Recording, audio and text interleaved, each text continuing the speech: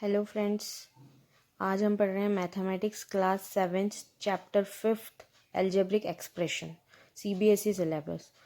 देखिए, algebraic expression होता क्या है। एल्जेब्रिक एक्सप्रेशन दो चीज़ों से मिलकर बना होता है, वेरिएबल्स एंड कॉन्स्टेंट्स। वेरिएबल्स और कांस्टेंट को मिलके ये कनेक्ट होता है प्लस माइनस मल्टीप्लाई और डिवाइड। ये जो 4 बेसिक ऑपरेशंस हैं इनसे कनेक्ट होते हैं वेरिएबल्स और कांस्टेंट्स, उनको हम एल्जेब्रिक एक्सप्रेशन कहते हैं। For example 3x² - 5x + 12। ये देखिए 3x² - 5x + 12 ये एक एल्जेब्रिक एक्सप्रेशन है। ये वेरिएबल्स और कांस्टेंट से मिलकर बना है और इसमें ये ऑपरेशंस लगे हुए हैं, इससे ये कनेक्ट है।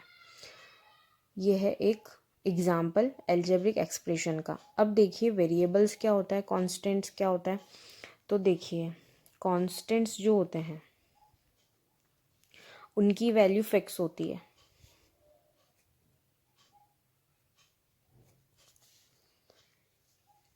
और वेरिएबल्स जो होते हैं उनकी वैल्यू फिक्स नहीं होती, वो वैरी करती हैं, मीन्स बदलती रहती हैं। इसलिए वैरी करती हैं, इसीलिए उसका नाम वेरिएबल है। वेरिएबल में हम लिखेंगे A to Z, जितने भी अल्फ़ाबेट्स हैं उससे हम वेरिएबल को डिनोट करते हैं। और कॉन्स्टेंट्स जो नंबर्स होते हैं वो कॉन्स्टेंट्स में आते हैं क्योंकि उनकी वैल्यू फिक्स रहती है। टाइप्स देखिए, monomial, binomial, trinomial, dash dash dash polynomial. देखिए मोनोमियल क्या होता है। मोनोमियल में मोनो मीन्स होता है 1, इसमें 1 टर्म होती है, पूरे एक्सप्रेशन के अंदर सिर्फ 1 टर्म होगी, वो मोनोमियल होता है। जैसे कि एग्जांपल देखिए 3AB। देखिए 3AB जो है वो है मोनोमियल, 1 टर्म है पूरे एक्सप्रेशन में, इसमें कोई प्लस माइनस नहीं आ रहा है।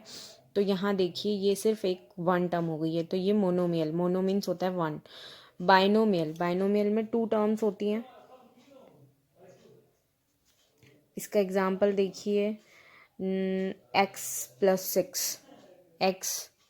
6 ये 1 टर्म, सेकेंड टर्म, तो ये 2 टर्म्स हो गई। तो ये जो एक्सप्रेशन है वो हमारा बाइनोमियल हो गया। बाय मीन्स होता है 2। ट्राइनोमियल, नाम से ही पता चल रहा है, इसमें 3 टर्म्स होती हैं। एग्जाम्पल देखिए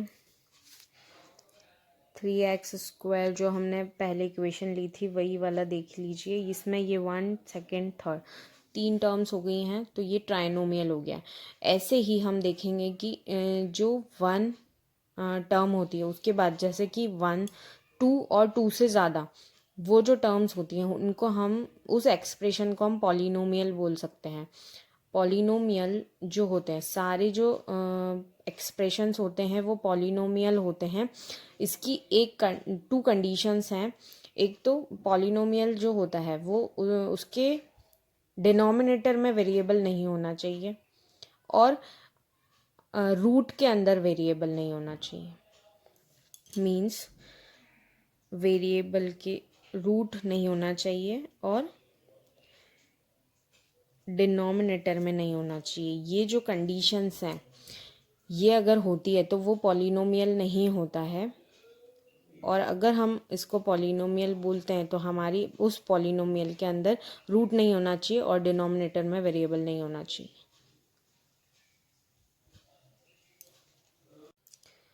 अब देखिए लाइक टर्म्स और अनलाइक टर्म्स क्या होता है। Like terms, unlike terms.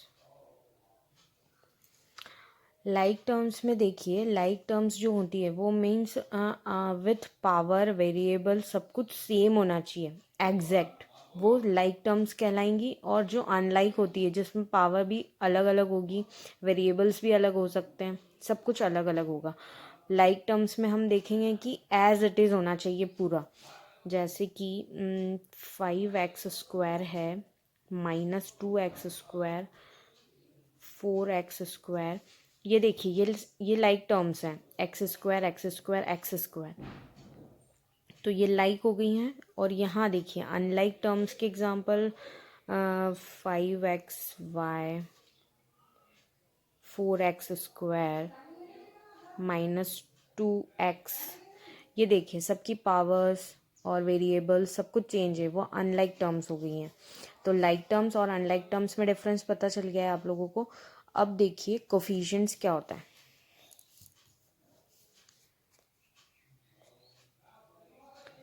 Coefficients को हम एग्जाम्पल से पढ़ते हैं, कोफिशिएंट क्या होता है। एग्जाम्पल लेते हैं 5ABC। अब देखिए कोफिशिएंट्स 2 टाइप के होते हैं।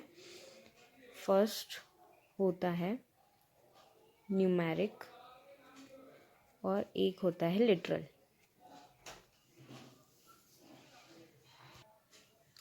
देखिए न्यूमेरिक और लिटरल, हमने एग्जाम्पल लिया है 5ABC। न्यूमेरिक में जो होता है, न्यूमेरिक कोफिशिएंट जो होता है वो पूरा होता है। जैसे कि हमने पूछा what is the coefficient of ABC in 5ABC, तो इसके अंदर 5ABC जो टर्म दिया हुआ है उसके अंदर ABC का कोफिशिएंट, न्यूमेरिक कोफिशिएंट क्या है, तो यहाँ पे सिर्फ 5 है, तो 5 क्या हो गया न्यूमेरिक कोफिशिएंट।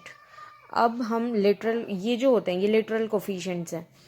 जैसे कि अगर हम अभी पूछा है कि ए बी का कोफिशिएंट क्या है, coefficient of A be in 5ABC, ये जो टर्म है इसके अंदर ए बी का कोफिशिएंट क्या है, तो क्या है ए बी को छोड़ दीजिए 5C।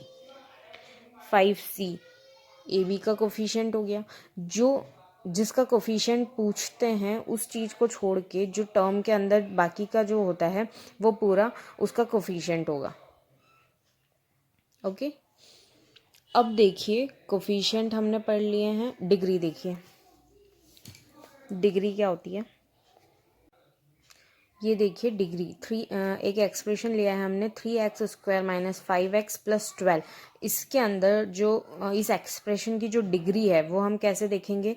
इसमें सबसे पहले ये देखें कि वेरिएबल्स कितने हैं। ओनली 1 वेरिएबल, ये जो पूरी इक्वेशन है वो सिर्फ 1 वेरिएबल के अंदर है। हमारे पास यहाँ पे सिर्फ x है, तो यहाँ देखिए इसकी जो पावर होगी 2 और यहाँ 1, तो जो बड़ी पावर है वो हम लेंगे। यहाँ क्या है 2 स्क्वायर है, तो इस एक्सप्रेशन की जो डिग्री है वो हो जाएगी 2। ओके, एंड जब एक और एग्जांपल लीजिए डिग्री के लिए, x³ + x² + xy² + y³ ये दूसरा एग्जाम्पल है। इसमें हम देखेंगे जब 2 वेरिएबल्स होते हैं इक्वेशन के अंदर तो हम डिग्री कैसे काउंट करेंगे। तो देखिए अलग अलग सारे टर्म्स हैं, इसमें 4 टर्म्स हैं, 1 2 3 4। 4 टर्म्स में हम डिग्री कैसे काउंट करेंगे जब 2 वेरिएबल्स होंगे। इसकी पावर देखिए 3 + 1 = 4। इसकी देखिए 2 और यहाँ 1, 2 + 1 = 3। ये देखिए 1 + 2, 1 + 2 = 3, ये 3। अब देखिए 4 3 3 3, सबसे बड़ी पावर कौन सी है 4, तो इस एक्सप्रेशन की जो डिग्री है वो हो जाएगी 4। नाउ आपको डिग्री कैलकुलेट करना आ गया है। देखिए हमने अभी तक पढ़ लिया है एल्जेब्रिक एक्सप्रेशन क्या होता है, वेरिएबल्स क्या होते हैं, कांस्टेंट्स क्या होते हैं, और जो टाइप्स होते हैं वो पढ़ लिए। पॉलिनोमियल पढ़ लिया है कि पॉलिनोमियल क्या होता है।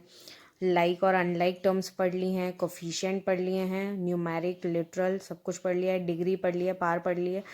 अब हम पढ़ेंगे क्वेश्चन सॉल्व करने के लिए हमें ये सारी बेसिक चीज़ें जो पता होनी चाहिए थी।